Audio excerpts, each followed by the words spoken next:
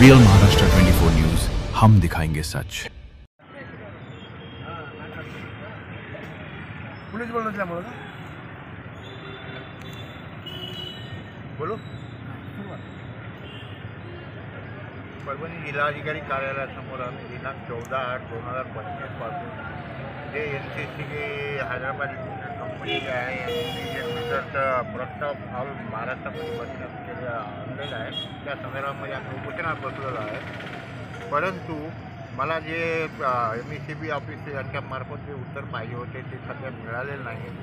परंतु कसं आहे, मी ॲक्च्युअली सत्य पाहता MECBमध्ये जे आहे मनुष्यबळ हे खूप कमी आहे, तरी त्यांना ते मीटर जे लावलेले आहेत नियर अबाउट 30,000 जवळजवळ, तर ते तपासण्यासाठी त्यांना थोडा कालावधी पाहिजे होता।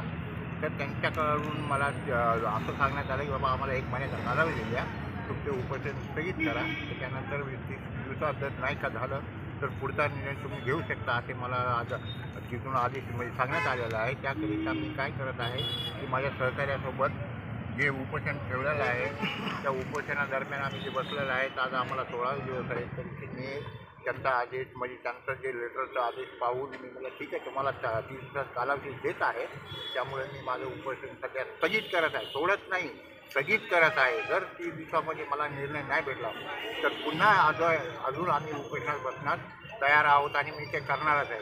परंतु मला 30 दिवसाचा कालावधी घेत आहे, तरी आम्ही उपोषण सोडत।